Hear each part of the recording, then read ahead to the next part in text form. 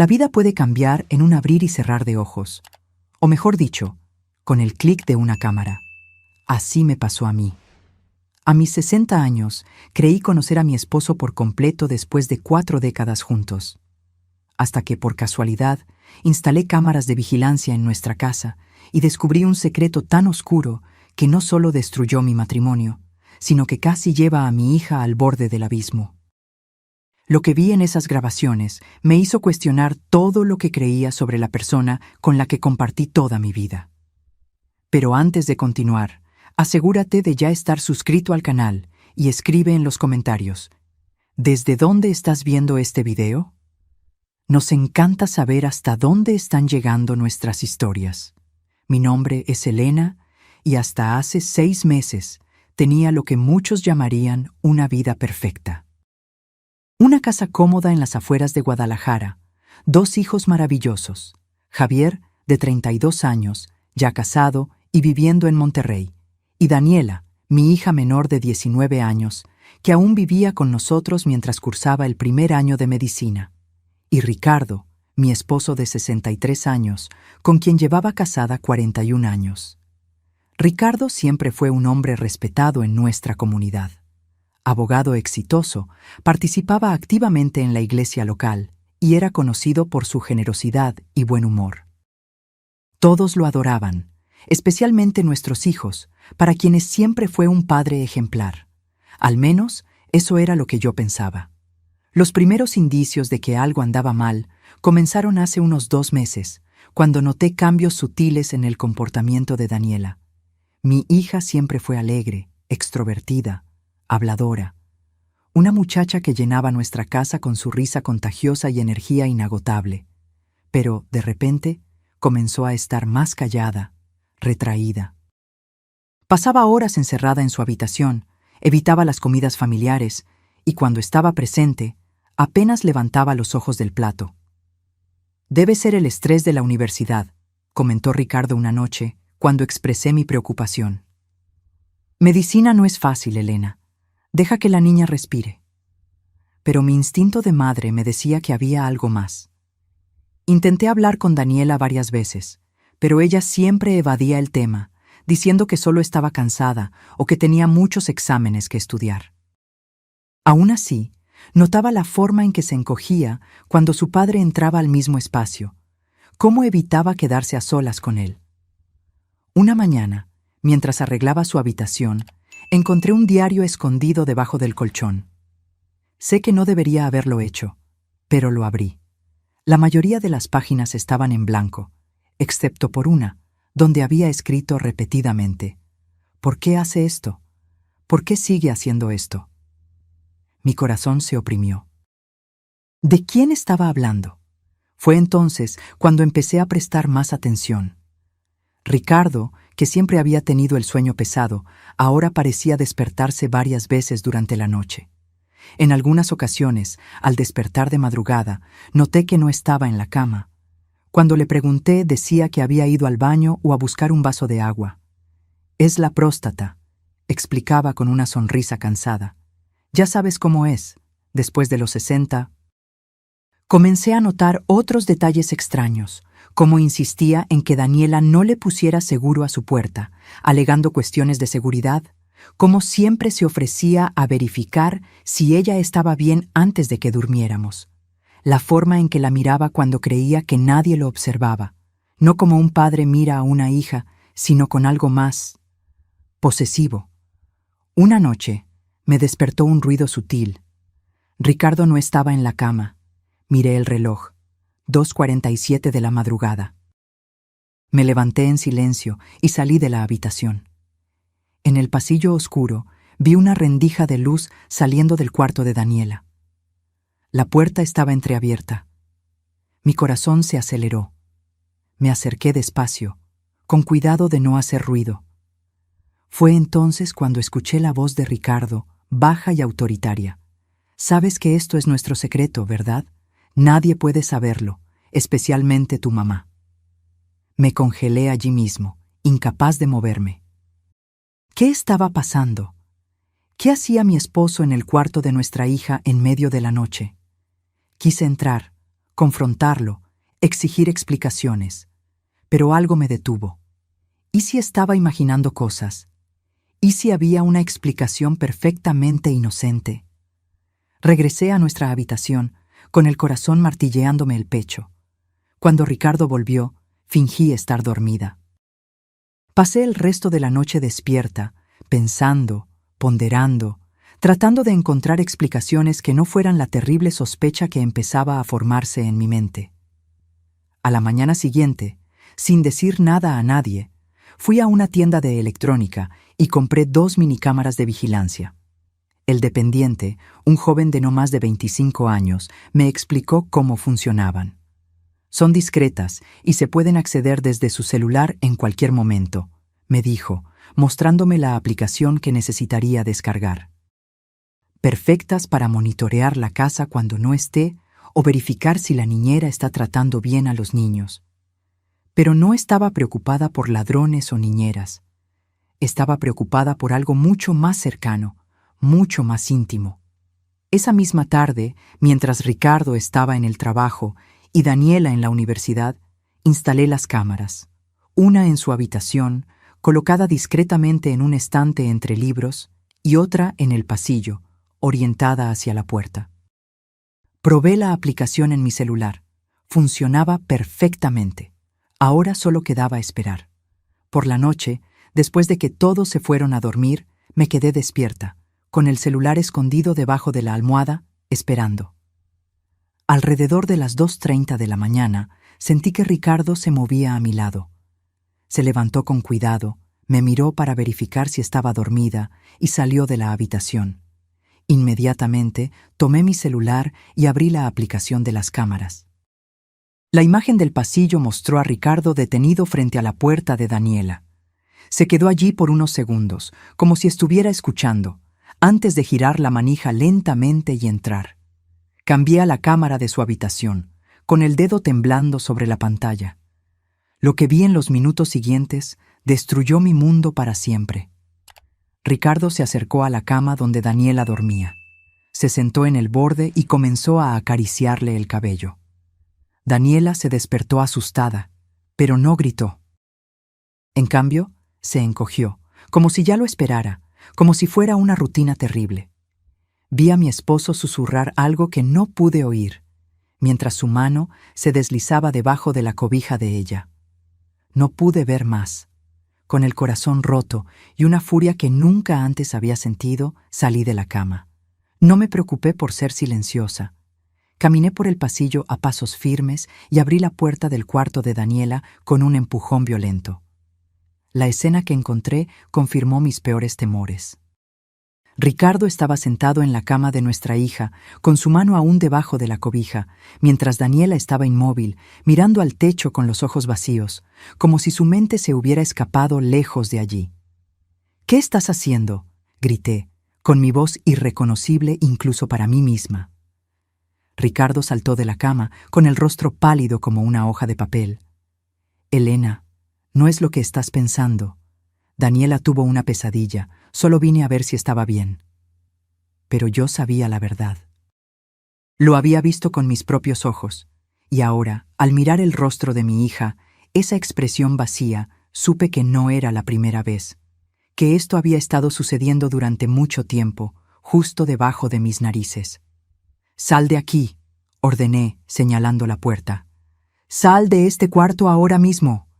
Ricardo intentó acercarse a mí, pero retrocedí. «Elena, por favor, estás exagerando. Yo solo...» «Lo vi todo, Ricardo». Lo interrumpí, mostrándole mi celular con la grabación aún reproduciéndose. Instalé cámaras. Lo vi todo. Su rostro se transformó. El hombre amable y amoroso que creía conocer desapareció, revelando algo frío y calculador. Sin decir una palabra, salió de la habitación. Escuché sus pasos pesados por el pasillo, el portazo de nuestra habitación. Me volví hacia Daniela, que ahora estaba sentada en la cama, abrazando sus propias rodillas, temblando. Me senté a su lado y la abracé. No se resistió, no habló, solo dejó que la sostuviera mientras lágrimas silenciosas rodaban por su rostro. ¿Desde hace cuánto, hija?, pregunté, mi voz casi un susurro. Daniela respiró hondo, como si reuniera todo el coraje del mundo. Desde que tenía 14 años, mamá. Desde que me atrapó probándome un labial tuyo a escondidas. 5 años, 5 largos años que mi hija sufrió en silencio, mientras yo vivía en la ignorancia, creyendo en la perfección de nuestra familia. ¿Cómo pude no darme cuenta? ¿Cómo pude no protegerla? ¿Por qué nunca me lo contaste?, pregunté, sabiendo que la culpa no era de ella, pero incapaz de comprender su silencio por tanto tiempo. Él dijo que nadie me creería, que tú te pondrías de su lado, que yo destruiría a nuestra familia.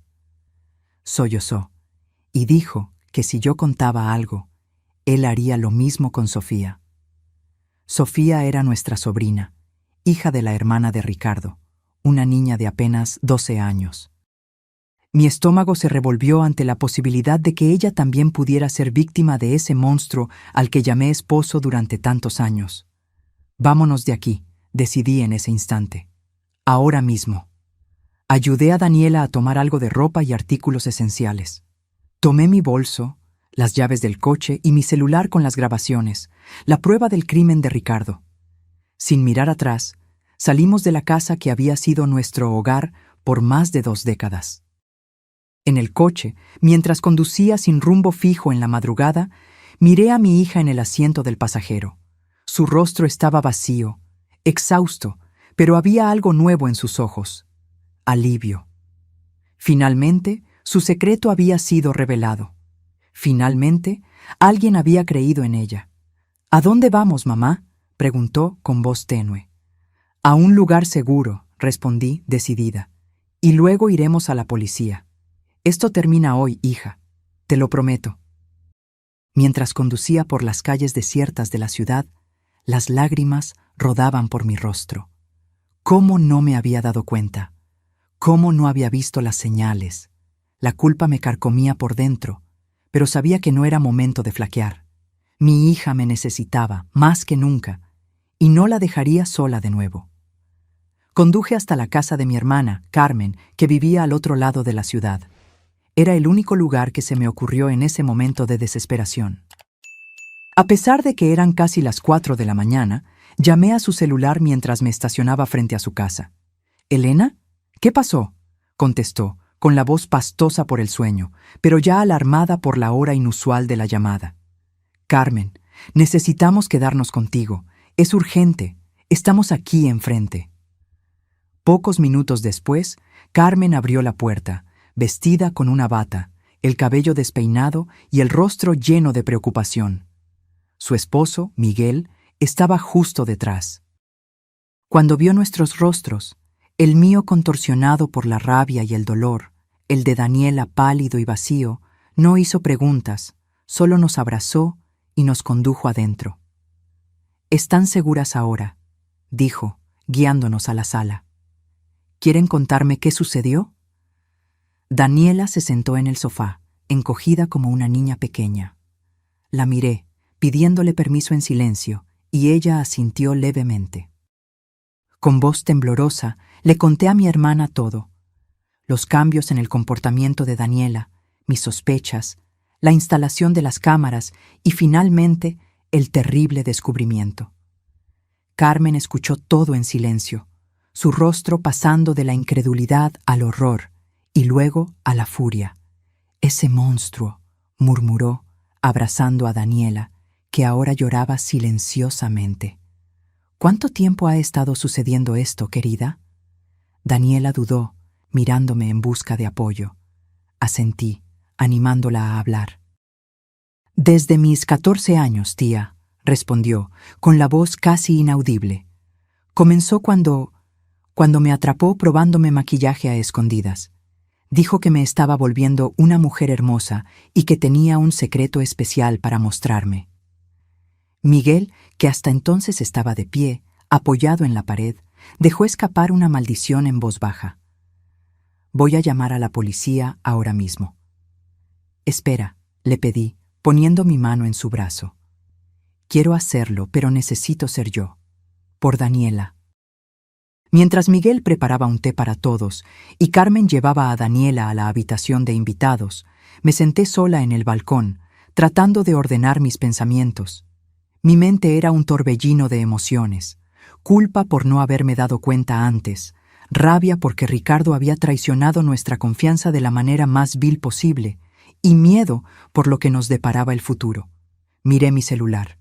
7 llamadas perdidas de Ricardo. Desactivé el tono. No tenía nada que decirle ahora.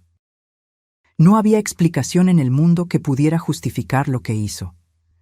Pero había una decisión que tomar. ¿Qué hacer a continuación? Lo que me preocupaba no era solo el trauma de Daniela, sino también la posibilidad de que Sofía, nuestra sobrina, pudiera estar en peligro. Si Ricardo era capaz de abusar de su propia hija, ¿qué le impediría hacer lo mismo con su sobrina?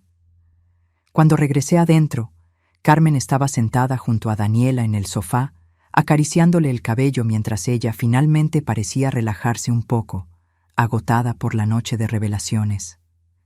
¿Estás segura de que quieres ir a la policía?, preguntó Carmen en voz baja. Daniela levantó los ojos, ahora secos pero determinados. Sí, no quiero que le haga esto a nadie más. Y creo que necesito esa justicia para seguir adelante. En ese momento, sentí un inmenso orgullo por la fuerza de mi hija. A pesar de todo el sufrimiento, estaba pensando en los demás, queriendo proteger a otras posibles víctimas. Entonces vamos, decidí. Mañana por la mañana iremos a la fiscalía especializada. Dormimos poco esa noche, o más bien, intentamos dormir. Me quedé en la misma habitación que Daniela, como cuando era pequeña y tenía miedo de las tormentas. Observé su sueño inquieto, interrumpido por pesadillas que la hacían moverse y murmurar palabras incomprensibles. ¿Cuánto dolor había cargado sola todos esos años? Por la mañana, después de un café silencioso, Carmen nos prestó ropa limpia a las 2 y Miguel se ofreció a llevarnos a la Fiscalía Especializada en Delitos contra las Mujeres. En el camino recibí una nueva andanada de llamadas de Ricardo. Esta vez contesté. ¿Dónde están?, exigió con la voz oscilando entre la preocupación y la irritación. Tomaste el coche y desapareciste en medio de la noche con Daniela. ¿Qué crees que estás haciendo? Vamos a la policía, Ricardo, respondí, sorprendentemente tranquila. Tengo las grabaciones. Vas a pagar por lo que le hiciste a nuestra hija. Hubo un momento de silencio al otro lado de la línea y luego su voz cambió, volviéndose casi suplicante. Elena, estás exagerando. No es lo que parece. Puedo explicarlo todo, pero no hagas esto, por el amor de Dios. Piensa en nuestra familia, en nuestra reputación.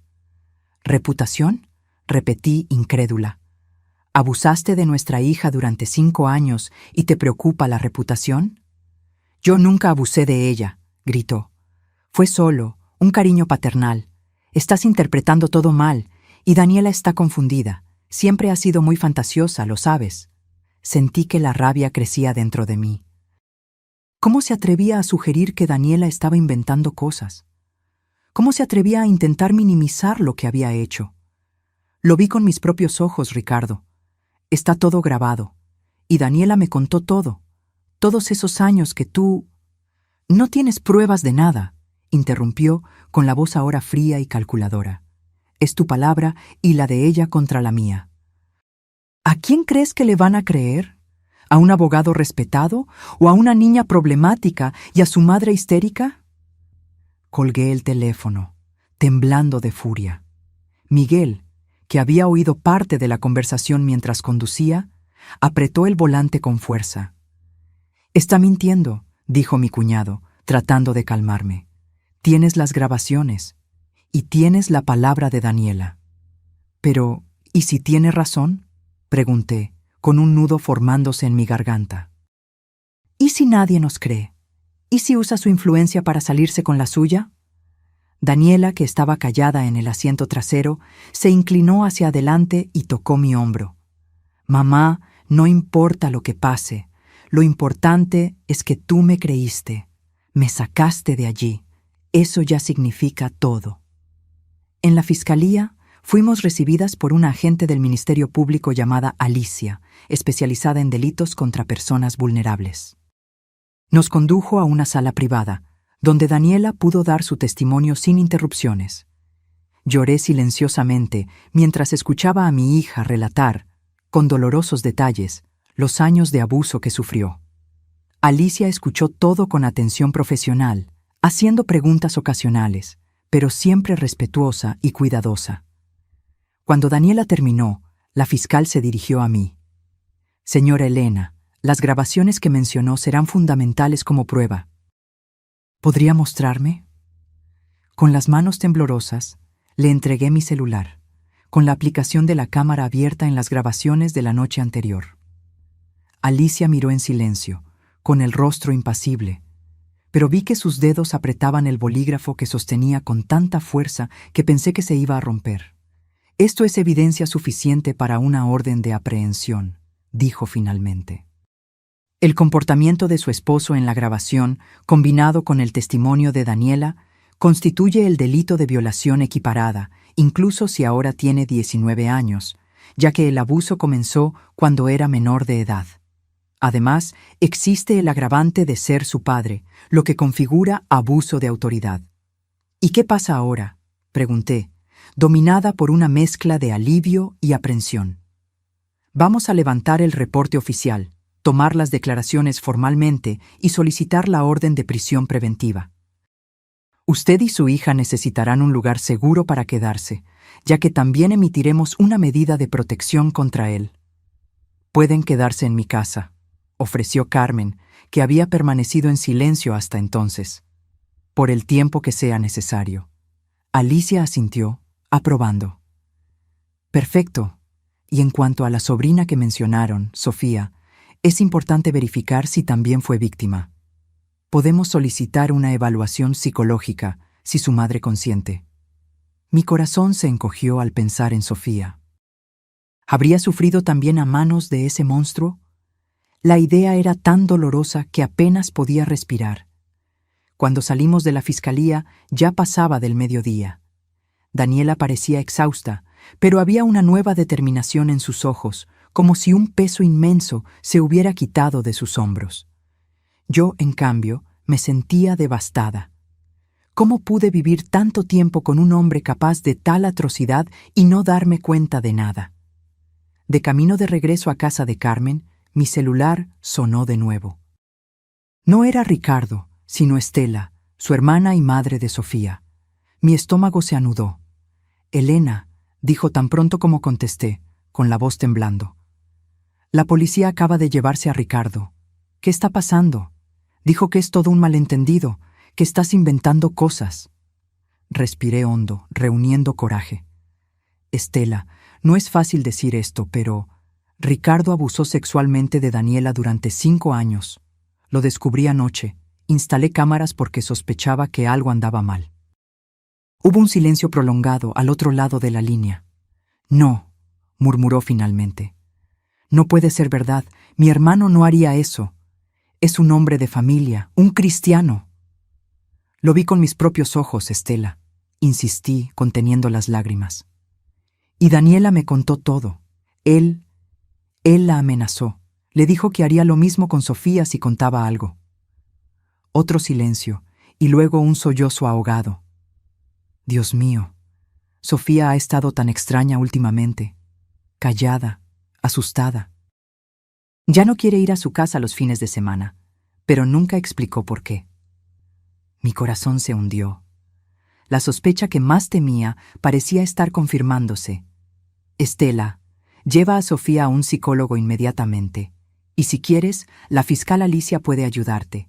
Estamos saliendo de la fiscalía ahora mismo. Lo haré, dijo, llorando abiertamente ahora. Y Elena, perdóname por no creerlo de inmediato, es que es tan monstruoso. Lo sé, respondí, comprendiendo perfectamente su shock. Después de todo, yo misma había tardado en aceptar la terrible verdad. Mantengámonos en contacto. Cuando colgué, vi que Daniela me observaba, con los ojos llorosos. ¿Crees que también le hizo eso a Sofía?, preguntó, con la voz casi un susurro. No respondí de inmediato, incapaz de articular en palabras el horror de esa posibilidad. En lugar de eso, solo la abracé fuerte, como si pudiera, con ese gesto, protegerla de todo el mal del mundo, algo que fallé en hacer durante tanto tiempo. No lo sé, hija, dije finalmente, pero si lo hizo, pagará por eso también, lo prometo. Los días que siguieron fueron un torbellino de emociones, declaraciones formales y decisiones difíciles. Ricardo fue detenido preventivamente, acusado de violación equiparada con agravante por abuso de autoridad. Su rostro apareció en los periódicos locales, causando un verdadero terremoto en nuestra comunidad. El abogado respetado, padre de familia ejemplar, miembro activo de la Iglesia, ahora expuesto como el depredador que realmente era. Daniela y yo continuamos en casa de Carmen, incapaces de regresar a nuestra propia casa, que ahora parecía contaminada por los recuerdos de lo que había sucedido allí. Javier, mi hijo mayor, vino corriendo desde Monterrey tan pronto como se enteró, devastado y furioso con su padre. ¿Cómo pudo hacer eso?, repetía incrédulo mientras abrazaba a su hermana con fuerza. Lo voy a matar, lo juro. No, Javier, dijo Daniela sorprendentemente firme. Él no lo vale. No tires tu vida por su culpa. Ya va a pagar por lo que hizo. La madurez de mi hija, incluso ante tanto sufrimiento, me impresionaba y conmovía, pero sabía que, debajo de esa fuerza aparente, había heridas profundas que necesitarían tiempo, mucho tiempo para sanar. Una semana después de la detención de Ricardo, recibimos la noticia que temíamos. Los exámenes psicológicos de Sofía confirmaron que ella también había sido víctima de abuso. Estela estaba devastada, culpándose por no haberse dado cuenta de las señales, exactamente como yo me culpaba. Fueron solo 2 veces, me contó por teléfono, con la voz embargada por el llanto. Cuando dejé que Sofía pasara el fin de semana en su casa, hace unos meses. Dijo que él entró en el cuarto de invitados durante la noche, diciendo que quería contarle un cuento para dormir, y luego... No pudo continuar, ahogada por el horror de la situación. No tenía palabras de consuelo. ¿Cómo podría tenerlas, cuando yo misma apenas podía procesar todo aquello? Sofía ahora también estaba en terapia, al igual que Daniela. Las 2 primas, unidas por un trauma terrible, encontraron en la otra un apoyo que nadie más podría ofrecer. Empezaron a hablar por videollamadas diarias, ayudándose mutuamente a enfrentar las pesadillas, los flashbacks, la culpa irracional que ambas sentían. Mientras tanto, yo intentaba reconstruir mi vida a partir de los escombros. Tuve que volver a nuestra casa para buscar más ropa y objetos personales. Carmen insistió en acompañarme, temiendo que Ricardo pudiera haber sido liberado o que yo tuviera algún tipo de colapso emocional al regresar a ese lugar.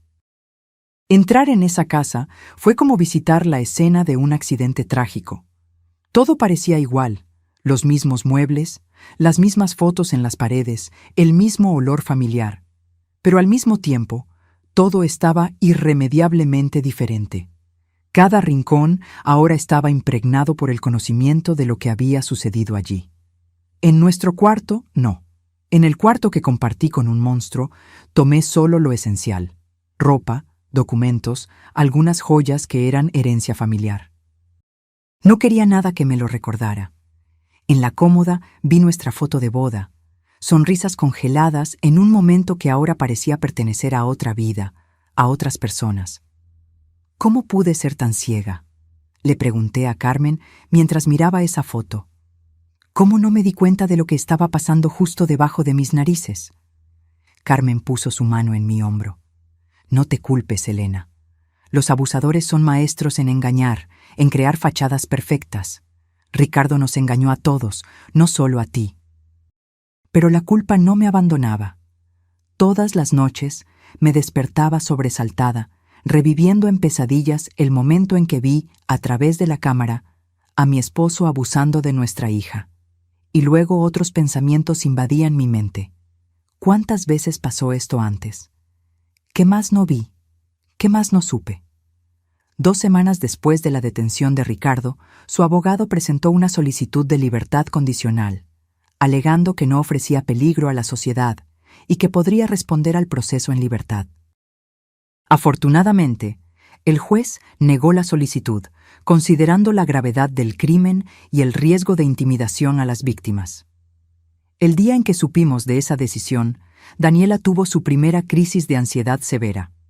Estaba en medio de una clase en la universidad cuando comenzó a sentir falta de aire, taquicardia, sudor frío. Pensando que estaba teniendo un ataque al corazón, sus compañeros la llevaron de urgencia a la sala de urgencias. Pensé que iba a morir, me contó después, aún temblando en la cama del hospital. Solo podía pensar en él, en lo que me hizo, y de repente no podía respirar.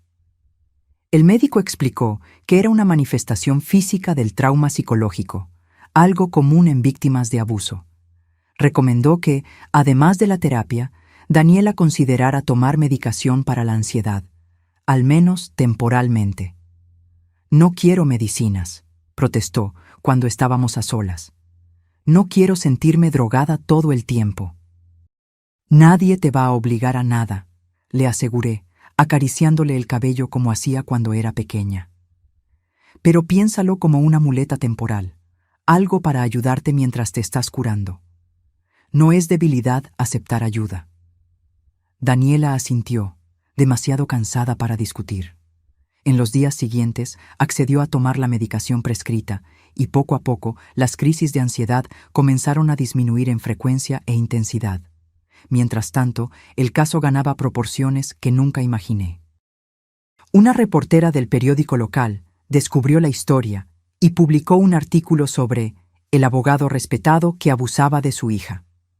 Aunque nuestros nombres no fueron divulgados directamente, la descripción era lo suficientemente específica como para que todos en nuestra comunidad supieran de quién se trataba. Los teléfonos no paraban de sonar. Amigos, vecinos, colegas de trabajo, todos queriendo confirmar si los rumores eran ciertos. Algunos ofrecían apoyo, otros solo curiosos por el escándalo. Desactivé mi celular y le pedí a Carmen que filtrara las llamadas en su casa. La iglesia a la que asistíamos nos contactó a través del sacerdote. Quería visitarnos para ofrecer consuelo espiritual. Rechacé educadamente. A pesar de mi fe, en ese momento no podía conciliar la imagen de un Dios amoroso con el horror que se había abatido sobre mi familia. ¿Cómo permitió Dios que esto sucediera? ¿Por qué no protegió a mi hija, una inocente? El proceso siguió su curso. El Ministerio Público presentó una denuncia contra Ricardo por violación equiparada con agravantes de violencia psicológica y abuso de autoridad, tanto en el caso de Daniela como en el de Sofía. La pena prevista podría alcanzar los 15 años de reclusión. La defensa de él insistía en la tesis de que todo no era más que un malentendido, que las imágenes de la cámara no mostraban explícitamente un acto sexual y que las niñas estaban confundidas o sugestionadas. Era una estrategia vil, pero predecible, intentar desacreditar a las víctimas, especialmente cuando son jóvenes. «Está diciendo que estamos mintiendo», lloró Daniela una noche después de enterarse de los argumentos de la defensa. «Que estoy inventando todo esto». «No importa lo que diga», la consolé, aunque estaba tan furiosa como ella. «Tenemos las pruebas, tenemos la verdad de nuestro lado». Pero la verdad, descubrí, no siempre es suficiente en el sistema de justicia. O al menos, no es tan rápida como nos gustaría. El proceso se arrastraba con audiencias programadas y reprogramadas, peritajes solicitados, testigos declarando. Cada paso parecía diseñado para hacer que las víctimas revivieran su trauma repetidas veces. Mientras tanto, nuestra vida práctica también exigía decisiones difíciles. No podíamos quedarnos indefinidamente en casa de Carmen, aunque ella insistiera en que no era molestia. Y yo necesitaba encontrar un trabajo. Había sido ama de casa durante la mayor parte de mi matrimonio, confiando en los ingresos de Ricardo. Ahora, a mis 60 años, me vi obligada a empezar de cero. Decidí vender nuestra casa. Además de necesitar el dinero, Ninguna de las dos podía imaginarse volver a vivir allí. Cada rincón de esa casa guardaba recuerdos ahora manchados por la terrible verdad que descubrimos. La inmobiliaria consiguió un comprador rápidamente. Ironía del destino, el precio estaba por debajo del mercado, porque la casa se había hecho famosa por el escándalo. Con el dinero de la venta, compré un pequeño apartamento para Daniela y para mí, en una colonia diferente, lejos de miradas curiosas y susurros malévolos. Conseguí también un empleo como asistente administrativa en un consultorio médico, gracias a la recomendación de un amigo de Carmen. El salario era modesto, pero suficiente para nuestras necesidades básicas. Daniela insistió en continuar la universidad, a pesar de las dificultades emocionales y financieras. «No voy a dejar que lo que él hizo destruya mi futuro, mamá», dijo con una determinación que me llenó de orgullo. «Voy a graduarme, voy a ser médica, voy a ayudar a otras personas que pasaron por lo que pasamos nosotras». 4 meses después del descubrimiento, tuvo lugar la primera audiencia en la que Daniela tendría que declarar. Yo estaba tan nerviosa como ella, temiendo el efecto que revivir todo podría tener en su frágil equilibrio emocional. En la sala de audiencias me senté al fondo, como determinó el juez, para no influir en el testimonio. Vi a mi hija, tan joven y tan marcada, sentarse frente al juez, al fiscal y al abogado defensor. Ricardo también estaba allí, sentado a pocos metros de ella, separado solo por una mesa. Fue la primera vez que lo vi desde aquella noche fatídica. Estaba más delgado, con ojeras profundas, el cabello canoso mal cuidado. Pero sus ojos eran los mismos, fríos, calculadores. Cuando me vio, esbozó una pequeña sonrisa, como si estuviéramos en un evento social cualquiera, como si no hubiera un abismo de horror entre nosotros. Daniela evitó mirarlo durante todo el testimonio. Con la voz temblorosa, pero decidida, contó todo, desde el primer episodio a los 14 años hasta las amenazas para mantener el silencio. El juez fue respetuoso y paciente, interrumpiendo siempre que el abogado defensor hacía preguntas capciosas o intentaba desacreditarla. El momento más difícil fue cuando el abogado de Ricardo le preguntó: si todo esto que alega era tan terrible, ¿por qué esperó 5 años para contarlo? ¿Por qué no buscó ayuda antes? Daniela respiró hondo, miró directamente al abogado y respondió: ¿sabe usted lo que es tener miedo todos los días de su vida? ¿Miedo de que nadie le crea? ¿Miedo de destruir a su familia? ¿Miedo de que la persona que debería protegerla le haga daño a otras personas que usted ama si abre la boca? Hubo un silencio pesado en la sala. El abogado pareció momentáneamente sin palabras ante la intensidad emocional de esa respuesta. Cuando terminó la audiencia, Daniela estaba exhausta, pero había una nueva firmeza en ella, como si ese testimonio hubiera sido, de alguna manera, liberador. Al salir del tribunal, me abrazó fuerte. «Gracias por creerme, mamá», susurró. «Gracias por salvarme». Esas palabras me golpearon como una puñalada. Debí haberme dado cuenta antes.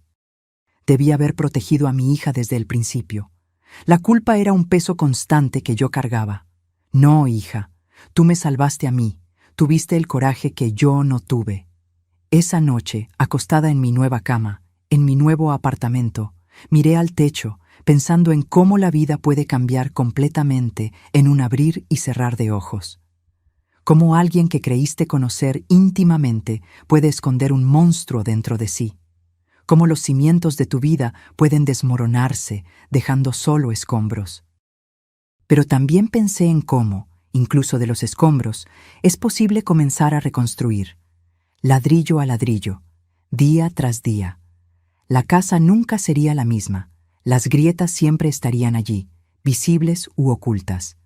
Pero sería un refugio, un lugar para seguir viviendo. Con ese pensamiento me dormí, soñando no con el pasado que perdimos, sino con el futuro que estábamos, dolorosamente, comenzando a construir. 6 meses después del descubrimiento, recibí una llamada de la fiscal Alicia.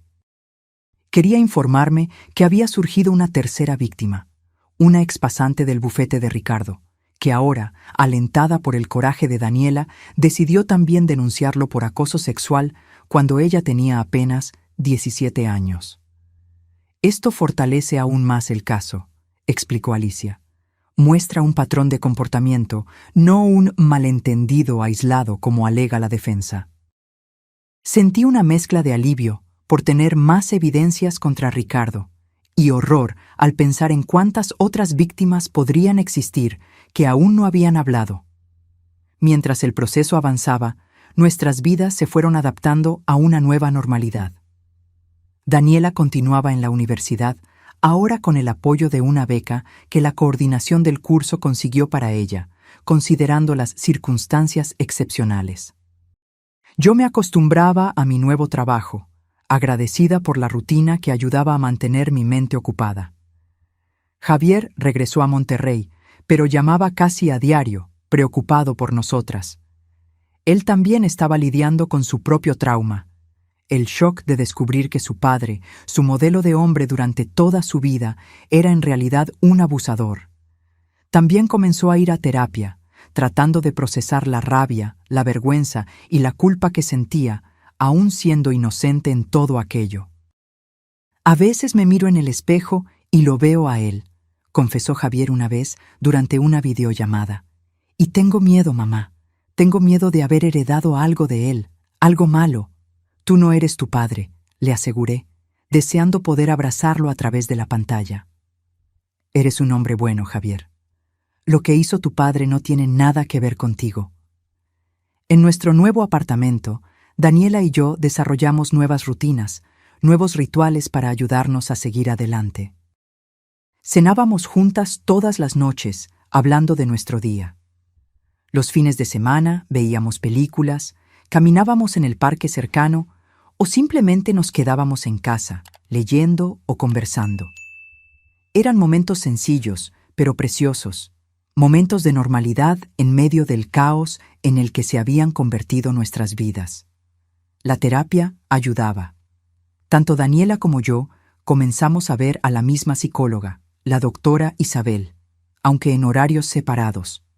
La doctora Isabel nos ayudaba a procesar el trauma, la rabia, la culpa, a entender que no éramos responsables de los actos de Ricardo. Elena, me dijo durante una sesión, necesitas perdonarte. No había forma de que pudieras saber lo que estaba pasando. Pero debí haberme dado cuenta, insistí, con las lágrimas rodando libremente. ¿Qué clase de madre no se da cuenta cuando su hija está sufriendo? Una madre humana, respondió Isabel gentilmente. Una madre que confiaba en el hombre que eligió como compañero, como padre de sus hijos. Ricardo era manipulador, hábil para ocultar sus actos. Engañó no solo a ti, sino a toda la comunidad. Intelectualmente entendía lo que decía, pero emocionalmente la culpa persistía, una compañera constante, un peso que cargaba todos los días. 9 meses después de la denuncia, finalmente llegó el día del juicio. El caso había atraído considerable atención de los medios locales, en parte por la posición de Ricardo en la comunidad y en parte porque, desafortunadamente, los casos de abuso familiar rara vez llegan a los tribunales. La mayoría permanece oculta, protegida por el silencio de las víctimas y el tabú social. El tribunal estaba lleno. De un lado, yo, Daniela, Javier, Carmen y su familia, además de Estela y Sofía. Del otro, algunos amigos y parientes de Ricardo, que insistían en su inocencia, convencidos de que todo no era más que un complot contra un hombre de bien. Ricardo entró escoltado, vistiendo un traje impecable, como en los tiempos en que iba a trabajar a su bufete de abogados. Intentó parecer digno, confiado, pero sus ojos traicionaban su nerviosismo. Sabía que las evidencias en su contra eran sólidas. El juicio duró 3 días. Fueron escuchadas las víctimas, Daniela, Sofía y la ex pasante, Verónica. Las grabaciones de las cámaras fueron exhibidas, los peritajes psicológicos fueron presentados. Testigos de ambos lados declararon. El tercer día, el juez anunció la sentencia. Ricardo fue condenado a 12 años de prisión con régimen cerrado por violación equiparada con agravante por abuso de autoridad. Además, debía pagar indemnización por daño moral a las víctimas. Cuando se leyó la sentencia, sentí como si un peso inmenso se quitara de mis hombros. Era justicia, finalmente. Daniela, a mi lado, lloró silenciosamente, una mezcla de alivio y dolor que yo comprendía perfectamente. Ricardo, en cambio, perdió la compostura que había mantenido durante todo el juicio. «¡Esto es un absurdo!», gritó, mientras los policías lo conducían afuera. «Se van a arrepentir de esto, especialmente tú, Elena. Yo confié en ti». Sus palabras me golpearon como una bofetada. ¿Él confió en mí? ¿Y la confianza que yo deposité en él? ¿La confianza que Daniela depositó en su propio padre? ¿La confianza que fue rota de la forma más cruel posible? Salimos del tribunal rodeadas de reporteros que querían declaraciones, fotos, cualquier cosa para alimentar la noticia del día. Los ignoramos a todos y nos dirigimos directamente a casa, agotadas física y emocionalmente. Esa noche, Daniela, Javier, que había venido para el juicio, Carmen, Miguel, Estela y Sofía cenaron con nosotras. Era una celebración contenida, no de alegría, sino de alivio, de cierre de un capítulo doloroso, de justicia, aunque tardía. «Puede apelar», explicó el fiscal, que gentilmente nos llamó después del juicio. De hecho, es casi seguro que lo hará. Pero las evidencias son sólidas. Es improbable que la sentencia sea significativamente reducida o revertida. Esa noche marcó un punto de inflexión en nuestras vidas. No era el fin del dolor, del trauma, de los recuerdos que siempre nos perseguirían, pero era el comienzo de un camino de curación verdadera. Ahora, sin la incertidumbre del proceso judicial cerniéndose sobre nuestras cabezas, podíamos realmente empezar a mirar hacia adelante. En los meses que siguieron, cada una de las víctimas encontró su propio camino para lidiar con lo que había pasado. Sofía, ahora de 13 años, continuaba en terapia y había comenzado a expresarse a través del arte, pintando cuadros vibrantes que, según ella, espantaban a los monstruos. Verónica, la expasante, se graduó en la Facultad de Derecho y decidió especializarse en Derecho de Mujeres y Niños para ayudar a otras víctimas como ella.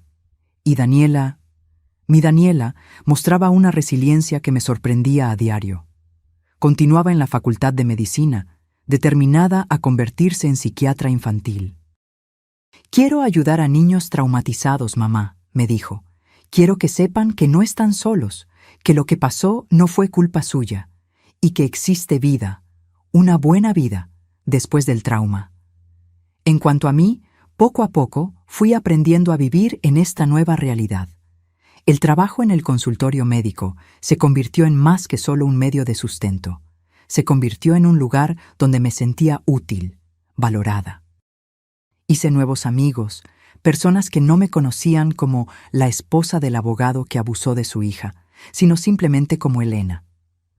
Por las noches, a veces, cuando la casa estaba en silencio y mis defensas bajas, los pensamientos sombríos todavía volvían. Las preguntas sin respuesta. ¿Cómo no me di cuenta? ¿Por qué hizo esto? ¿Qué podría haber sido diferente? Pero entonces recordaba las palabras de la doctora Isabel. No puedes cambiar el pasado, Elena. Pero puedes decidir cómo el pasado va a influir en tu presente y tu futuro. Puedes elegir ser una víctima permanente o una sobreviviente en evolución. Y elegí sobrevivir. Elegí evolucionar. Por mí, por Daniela, por todas las otras mujeres que ya pasaron o aún pasarán por situaciones similares. Porque la verdad es que historias como la nuestra son mucho más comunes de lo que nos gustaría admitir. Un año después de la sentencia, Ricardo continuaba en prisión, su apelación aún tramitando lentamente en los tribunales superiores. Ya no pensaba mucho en él. Había enterrado las fotos, los recuerdos, los 41 años de un matrimonio que se reveló una mentira. Él ya no era parte de mi vida, excepto como una sombra distante, un fantasma que ocasionalmente todavía aparecía en pesadillas, pero ya sin el poder de paralizarme de miedo o dolor. Una tarde de sábado particularmente hermosa, Daniela y yo caminábamos por el parque cerca de nuestro apartamento. El sol de otoño doraba las hojas de los árboles y el aire tenía esa dulzura peculiar de la estación. Nos sentamos en un banco, observando a los niños jugar en el área de juegos, sus risas llenando el aire. «Mamá», dijo Daniela suavemente, «quería agradecerte». «¿Por qué, hija?», pregunté sorprendida. «Por todo, por haberme creído, por haber tenido el coraje de denunciarlo, por haber estado a mi lado durante todo este proceso, por no haberte rendido con nosotras dos». Sus palabras me conmovieron profundamente. «Nunca me rendiría contigo, Daniela, nunca». «Lo sé», sonrió, una sonrisa genuina que iluminaba sus ojos de una forma que no veía hacía mucho tiempo. «Y por eso estoy logrando seguir adelante, porque sé que no estoy sola». En ese momento, bajo el sol de otoño, con mi hija a mi lado, sentí una paz que no experimentaba hacía mucho tiempo. El camino hacia la curación aún era largo, con altibajos, días buenos y días malos, pero estábamos caminando juntas, paso a paso, reconstruyendo nuestras vidas a partir de los escombros. Y tal vez, solo tal vez, podríamos transformar nuestro dolor en algo significativo, algo que ayudara a otras mujeres y niños atrapados en situaciones similares. Tal vez nuestra historia podría ser un faro, mostrando que es posible encontrar coraje para denunciar, fuerza para enfrentar el proceso judicial y esperanza para volver a empezar, no importa cuán devastadora sea la traición. Porque al final, lo que descubrí es que la verdadera fuerza no está en nunca caer, sino en levantarse todas las veces, incluso cuando parece imposible.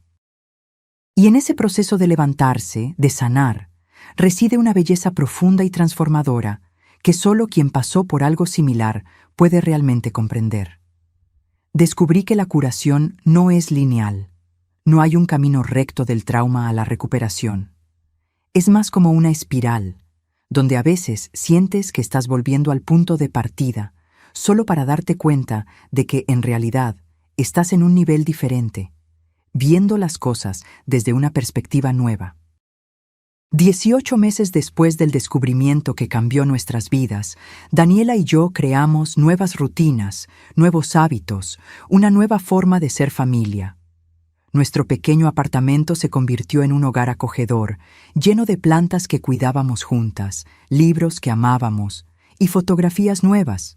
Solo nosotras dos, Javier cuando venía a visitarnos, Carmen y su familia, momentos felices que capturábamos para reemplazar los recuerdos dolorosos. Las terapias continuaban, aunque con menor frecuencia. Daniela ahora veía a la doctora Isabel solo una vez al mes, más como mantenimiento que como tratamiento intensivo. Yo continuaba mis sesiones quincenales, aún trabajando en temas de culpa y autoperdón que se resistían a desaparecer. En una de esas sesiones le comenté a la doctora Isabel cómo me sentía dividida sobre mi pasado con Ricardo. «Es extraño», confesé. «A veces me encuentro pensando en los momentos buenos que tuvimos, como cuando nació Javier, o nuestros viajes familiares, y por un instante olvido quién es realmente.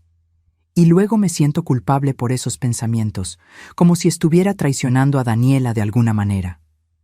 Isabel me miró con esa comprensión serena que siempre me calmaba. «Elena, pasaste 41 años con ese hombre. Es natural que existan recuerdos positivos. Aceptar que hubo momentos buenos no significa perdonar o minimizar los actos horribles que cometió. Es solo reconocer la complejidad de la situación y la dualidad que existe en muchos abusadores». ¿Dualidad? Sí. Ricardo no era solo un monstruo las 24 horas del día, los 7 días de la semana. Si lo fuera, habría sido descubierto mucho antes. Era un profesional respetado, un miembro activo de la iglesia, un vecino servicial, y también era un abusador. Esa capacidad de mantener una fachada normal o incluso ejemplar es precisamente lo que permite que muchos abusadores permanezcan ocultos durante tanto tiempo. Sus palabras tenían sentido, aunque todavía era difícil conciliar esas dos versiones del hombre con el que compartí mi vida. ¿Y cómo le explico esto a Daniela?, pregunté preocupada. ¿Cómo le digo que todavía tengo recuerdos positivos del hombre que la hirió tanto? No tienes que decírselo. A menos que ella pregunte o que el tema surja naturalmente. Daniela está procesando su propio trauma, a su propia manera. Puede que tenga sentimientos similares y también esté luchando por conciliarlos. Era verdad. A pesar de todo, Daniela ocasionalmente mencionaba recuerdos de la infancia que involucraban a su padre de manera neutral o incluso positiva. ¿Recuerdas cuando papá nos llevó a ese campamento?, preguntó una vez. O, creo que heredé el gusto por la música clásica de papá. Esas pequeñas menciones mostraban que, al igual que yo, ella estaba tratando de integrar todas las partes de su historia, sin negar ninguna de ellas. El segundo año de la Facultad de Medicina de Daniela estaba llegando a su fin, y ahora salía con Arturo, un compañero de curso que conoció en las clases de anatomía. Era su primera relación seria desde que todo sucedió, y yo podía ver lo nerviosa que estaba por ello. ¿Y si no puedo, mamá?, me preguntó una noche, mientras preparábamos la cena. ¿Y si lo que me pasó me ha roto para siempre? ¿Y si nunca puedo tener una relación normal con un hombre? No estás rota, hija, respondí, dejando caer el cuchillo con el que cortaba los vegetales para abrazarla. Estás herida, y las heridas pueden sanar. Llevará tiempo, paciencia. Arturo parece entender eso, parece dispuesto a ir a tu ritmo. Ella asintió contra mi hombro. Es increíble, mamá, tan paciente. Pero a veces tengo miedo de que se canse de esperar, de lidiar con mis crisis de ansiedad, con mis momentos de pánico cuando las cosas se vuelven más íntimas. Si realmente te ama, esperará, lo entenderá. Y si no lo entiende, entonces no es la persona adecuada para ti. Daniela se apartó un poco, secándose una lágrima. ¿Sabes qué es lo más difícil? Es que una parte de mí quiere esa intimidad, quiere ser tocada, quiere sentir. Pero luego vienen los flashbacks, el pánico, y me cierro por completo. ¿Ya hablaste con la doctora Isabel sobre esto? Sí, estamos trabajando en ello. Me sugirió que fuera completamente honesta con Arturo sobre lo que pasó para que él entienda que mis reacciones no tienen nada que ver con él. ¿Y se lo contaste? Daniela dudó. Se lo conté. No todo, no en detalle, pero lo suficiente para que entienda por qué a veces me alejo de repente o por qué ciertas cosas me ponen incómoda. ¿Y cómo reaccionó? Una pequeña sonrisa apareció en su rostro. Lloró, mamá, no de lástima, sino de rabia por lo que me pasó. Y luego me dijo que iría a mi ritmo, que nunca haría nada que me incomodara y que podríamos construir nuestra intimidad poco a poco, de la manera que fuera segura para mí. Sentí una oleada de gratitud por ese joven que parecía tan comprensivo, tan diferente de la imagen masculina que Ricardo había dejado en nuestras vidas. Parece ser un muchacho especial, comenté, volviendo a cortar los vegetales. Lo es, asintió Daniela, retomando su tarea de preparar la salsa. Y eso me asusta aún más. ¿Por qué? Porque ahora tengo algo que perder, alguien que realmente se preocupa por mí, que me acepta como soy. ¿Y si nunca logro superar esto por completo? ¿Y si él eventualmente se cansa de la novia dañada? Daniela, dije, volteándome para mirarla de nuevo. No estás dañada. Eres una sobreviviente. Fuerte, valiente, resiliente. Y cualquiera que no pueda ver eso, no merece tu amor. Ella sonrió, una sonrisa temblorosa, pero genuina. Gracias, mamá. No sé qué sería de mí sin ti. Mientras terminábamos de preparar la cena, pensé en cómo nuestras conversaciones habían cambiado en los últimos meses. Ahora podíamos hablar sobre lo que pasó sin que dominara por completo nuestras vidas. Era solo una parte de nuestra historia, no la historia completa. Al día siguiente, recibí una llamada inesperada. Era Estela, la hermana de Ricardo y madre de Sofía. No habíamos hablado en un tiempo, aunque manteníamos contacto ocasional, principalmente por las niñas. Elena, dijo, con la voz tensa, Ricardo está solicitando libertad condicional. Su abogado argumenta que ya cumplió 1/3 de la pena, tiene buen comportamiento y no ofrece peligro a la sociedad. Sentí que se me helaba la sangre. Pero, ¿eso es posible? ¿Después de todo lo que hizo? Aparentemente sí. El sistema tiene esas lagunas. Respiró hondo. Estoy llamando porque vamos a necesitarlas de nuevo. Tú, yo, las niñas. Para testificar, para mostrarle al juez que todavía representa un peligro.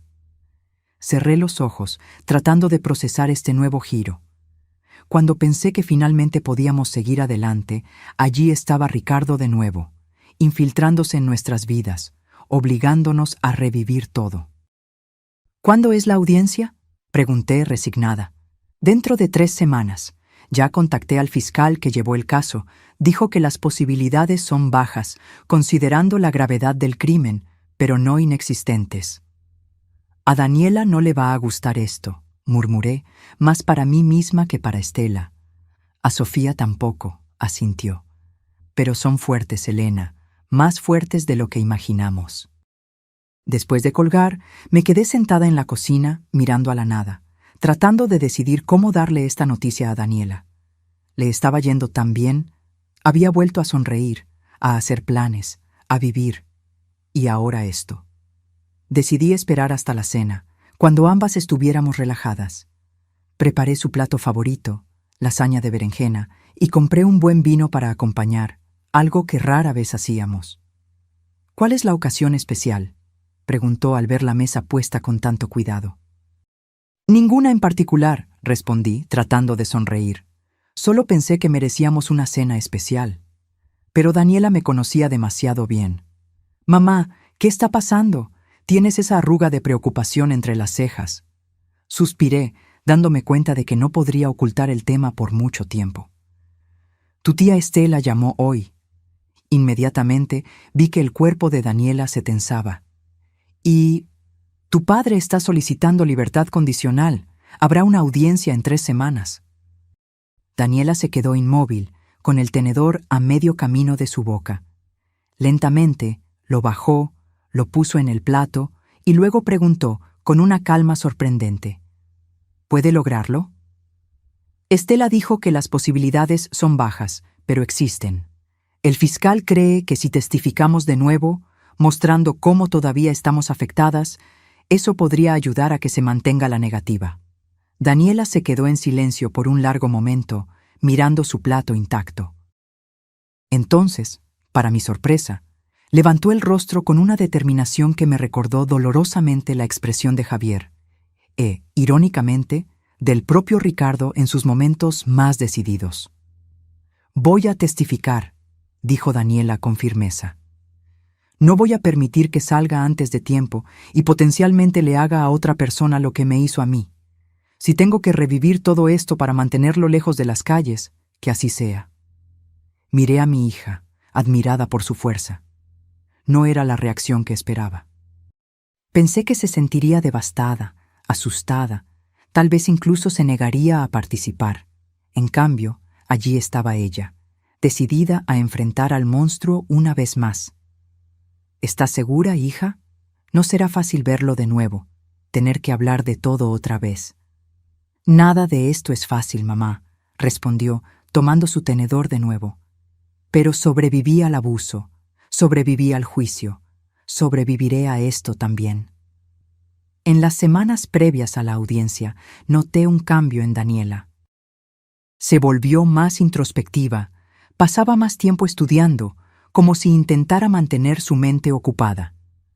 A veces la escuchaba llorar bajito en su cuarto, pero cuando aparecía para el desayuno, siempre tenía una sonrisa determinada en el rostro.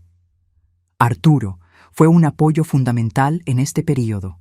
Venía a cenar con nosotras con frecuencia. Traía pequeños regalos para animar a Daniela. Un libro que había mencionado querer leer, chocolates de la pastelería que adoraba, flores del jardín de su madre. Parecía entender exactamente cuándo ella necesitaba espacio y cuándo necesitaba compañía. Una noche, mientras lavábamos los platos después de que Daniela se fue a acostar temprano, cansada tras un largo día de estudios, Arturo me hizo una pregunta que me tomó por sorpresa. «Doña Elena, ¿cree que Daniela podrá manejar esto? ¿Ver a su papá de nuevo? ¿Tener que hablar de todo otra vez?» Me sequé las manos en el paño de cocina, pensativa.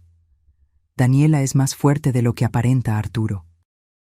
Siempre lo ha sido. Incluso cuando era pequeña, enfrentaba sus miedos con una valentía que me impresionaba. Sé que es fuerte, asintió, guardando los platos en el armario. Pero también sé que tiene pesadillas casi todas las noches.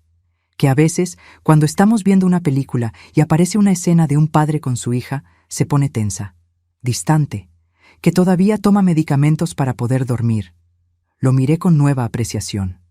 Este joven realmente conocía a mi hija, realmente se preocupaba. Me preocupa que esta audiencia pueda hacerla retroceder, continuó. Que todos los progresos que ha hecho en los últimos meses puedan ser anulados. A mí también me preocupa, admití. Pero conociendo a Daniela como la conozco, sé que no podría vivir en paz si no hiciera todo lo posible para mantener a Ricardo en prisión, donde merece estar. Arturo asintió, comprendiendo. Solo quiero que sepa que no está sola en esto, que estoy aquí para lo que necesite. Ella lo sabe, respondí, poniendo mi mano en su hombro, y eso hace toda la diferencia. La víspera de la audiencia, Daniela y yo recibimos una visita inesperada. Sofía y Estela. Habían venido a la ciudad un día antes, para que pudiéramos ir juntas al tribunal al día siguiente. Sofía, ahora con casi 14 años, parecía mayor de su edad. Sus ojos llevaban una seriedad, una conciencia que las niñas de su edad rara vez tienen. Pero cuando vio a Daniela, su rostro se iluminó. Las dos primas se abrazaron largamente, como guerreras que compartían el mismo campo de batalla, el mismo dolor, la misma lucha. «¿Cómo estás?», preguntó Daniela, sosteniendo las manos de Sofía. «Nerviosa», respondió Sofía honestamente. «No quiero verlo de nuevo, pero mamá explicó que es importante que estemos allí». «Es importante», confirmó Daniela, «y yo voy a estar allí contigo. Vamos a enfrentar esto juntas como siempre». Esa noche fue extraña, una mezcla de tensión y una especie de compañerismo que solo aquellos que compartieron traumas similares pueden comprender. Preparé una cena para las 4 y luego las niñas se fueron al cuarto de Daniela, donde conversaron durante horas a puerta cerrada. Estela y yo nos quedamos en la sala, bebiendo té, intercambiando noticias, evitando el tema principal hasta que no pudimos ignorarlo más. «¿Cómo crees que será mañana?», preguntó finalmente, girando la taza entre sus manos. «Difícil», respondí sinceramente. «Ver a Ricardo de nuevo, escuchar sus argumentos, sus excusas. Pero creo que estamos preparadas, o tan preparadas como podemos estar». Estela asintió con la mirada perdida en algún punto de la pared. «A veces todavía no puedo creerlo. Mi propio hermano, ¿cómo no me di cuenta?». Era la misma pregunta que me hacía a mí misma incontables veces. ¿Cómo no nos dimos cuenta? ¿Cómo dejamos que esto sucediera?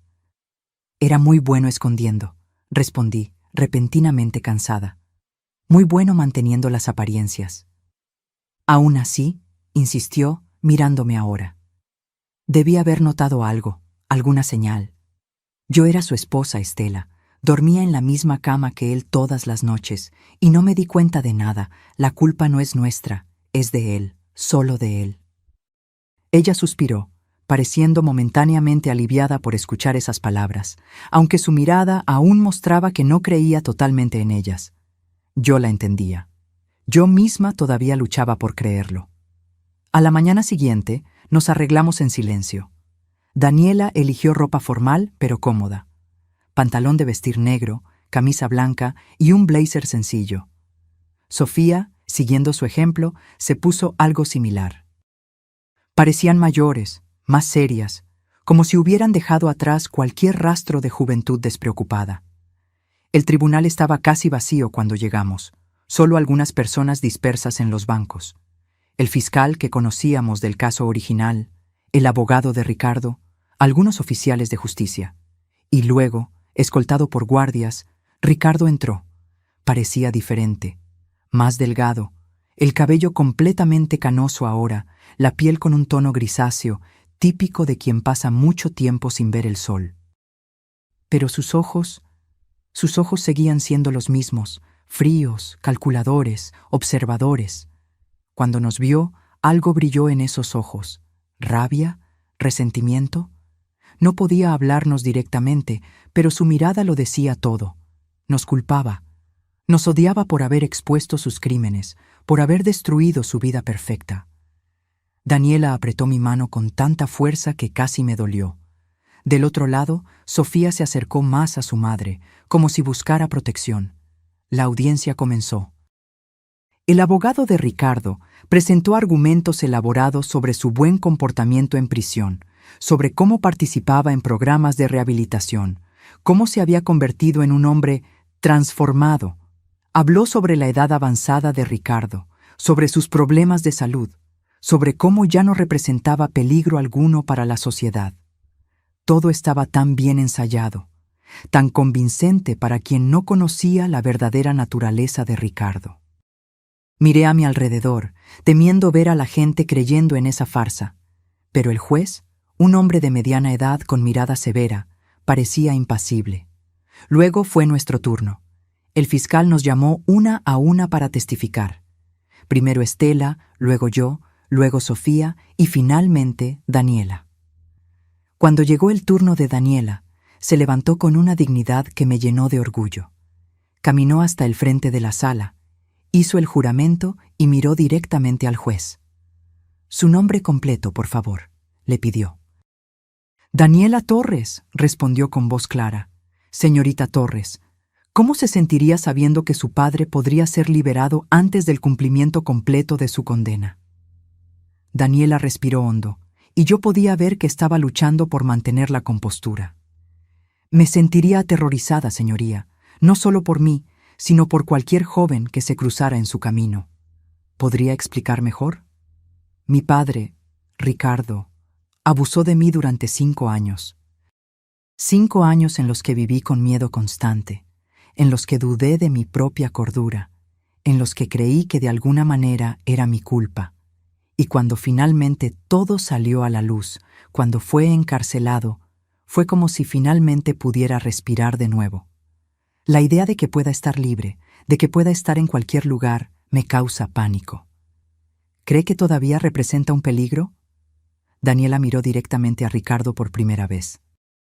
Sus miradas se cruzaron, y yo podía sentir la electricidad de ese momento, el silencioso enfrentamiento entre víctima y agresor.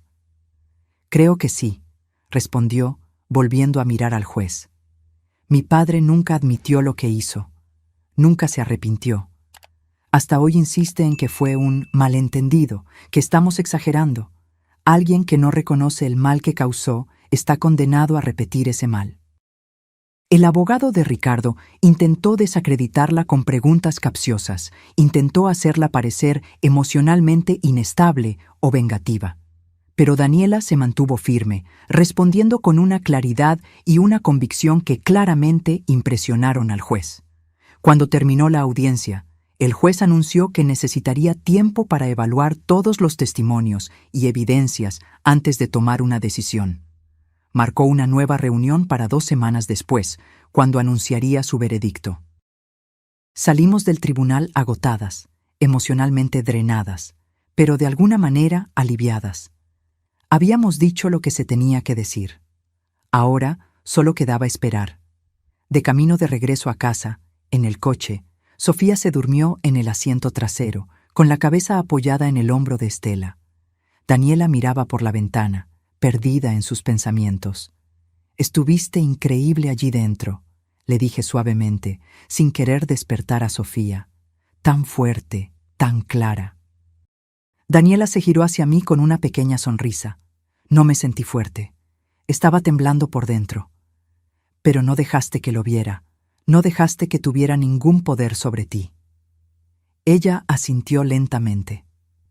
Cuando lo miré, pasó algo extraño. Esperaba sentir miedo o rabia o asco, pero ¿sabes qué sentí? Lástima. ¿Lástima?, repetí sorprendida. Sí, se ve tan pequeño ahora, tan patético. Un viejo amargado que arruinó su propia vida, que perdió todo, familia, carrera, reputación, porque no pudo controlar sus impulsos más bajos. ¿Qué clase de vida es esa? Reflexioné sobre sus palabras. Tenía razón. Ricardo, que un día pareció tan poderoso, tan invencible, ahora no era más que una sombra, un hombre roto por sus propios actos monstruosos. Eso no significa que quiera que salga de prisión, agregó Daniela rápidamente. Tiene que pagar por lo que hizo. Pero me di cuenta de que ya no necesito temerle. Ya no tiene poder sobre mí. Esas palabras me conmovieron profundamente.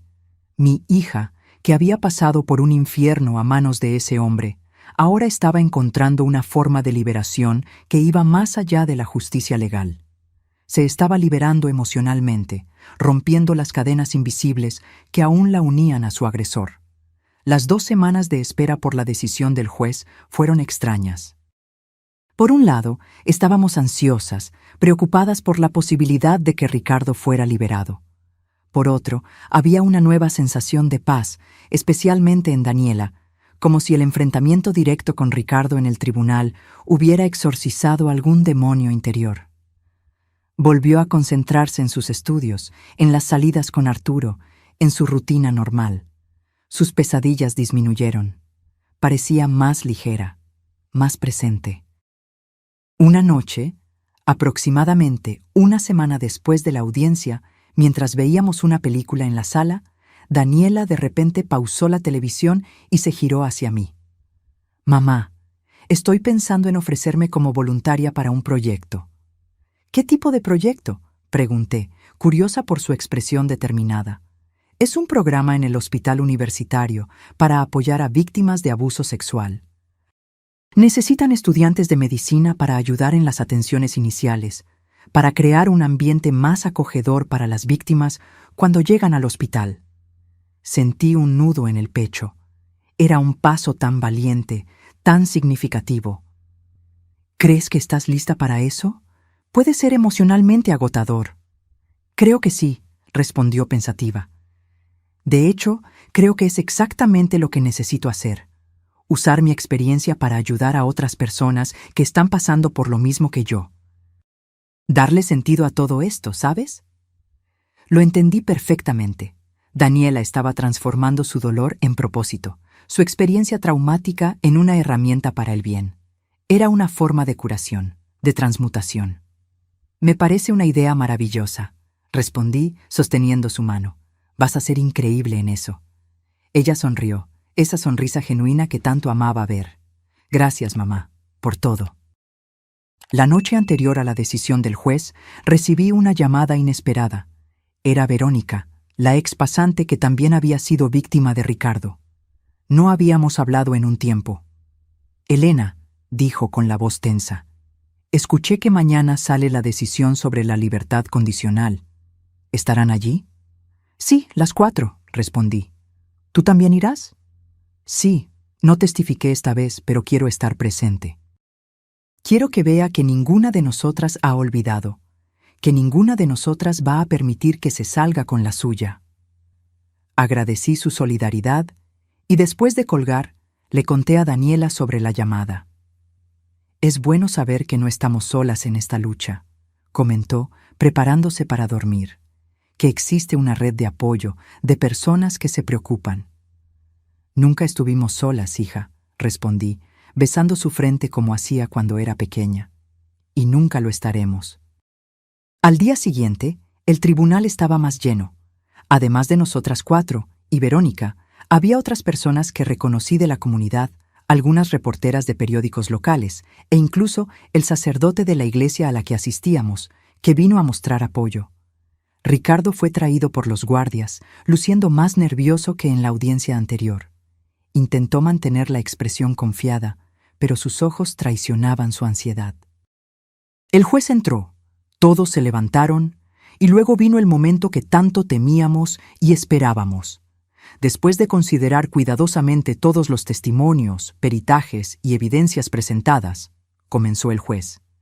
Este tribunal decide negar la solicitud de libertad condicional al acusado Ricardo Torres. Un suspiro colectivo de alivio recorrió nuestro pequeño grupo. Daniela apretó mi mano, sus ojos brillando con lágrimas contenidas. Este tribunal considera que, dada la gravedad de los crímenes cometidos, el acusado debe cumplir al menos 2/3 de su pena antes de que se considere cualquier nueva solicitud de libertad condicional. Además, ordeno el mantenimiento de la orden de restricción que prohíbe al acusado acercarse o contactar, directa o indirectamente, a cualquiera de las víctimas. Ricardo bajó la cabeza, claramente derrotado. Su abogado le susurró algo al oído, probablemente sobre la posibilidad de apelación, pero en ese momento, la victoria era nuestra. Al salir del tribunal, Daniela, Sofía, Verónica y yo nos abrazamos, un círculo de mujeres unidas por una experiencia terrible, pero también por el coraje de enfrentarla, de buscar justicia, de no dejarse silenciar. ¿Se acabó?, preguntó Sofía con voz pequeña y esperanzada. Por ahora sí, respondió Daniela, abrazando a su prima por los hombros. E incluso si lo intenta de nuevo en el futuro, estaremos listas. Siempre lo estaremos. Regresamos a casa en un ambiente de celebración contenida. No era alegría exactamente.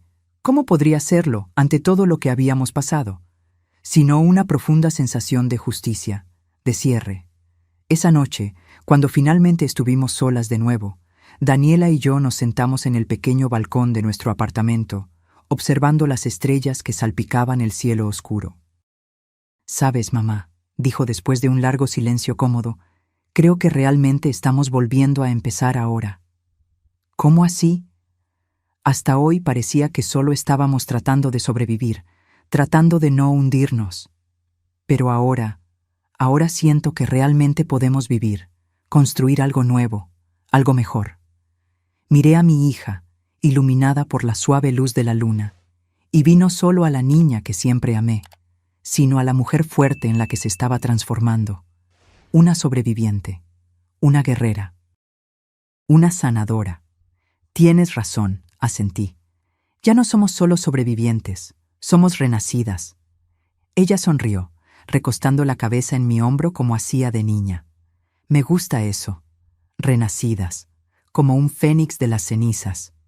Y así, bajo el manto estrellado de esa noche, 2 fénix compartían un momento de paz, de esperanza, de posibilidades. El camino que teníamos por delante aún sería largo, aún tendría sus altibajos, sus cicatrices y sus dolores. Pero ahora teníamos algo que durante mucho tiempo nos pareció imposible. Teníamos futuro. Ahora, si te gustó esta historia, haz clic en suscribirte y dime en los comentarios qué parte te dejó con la boca abierta. Y no olvides hacerte miembro para tener acceso a videos exclusivos que no publico aquí. Te espero allí.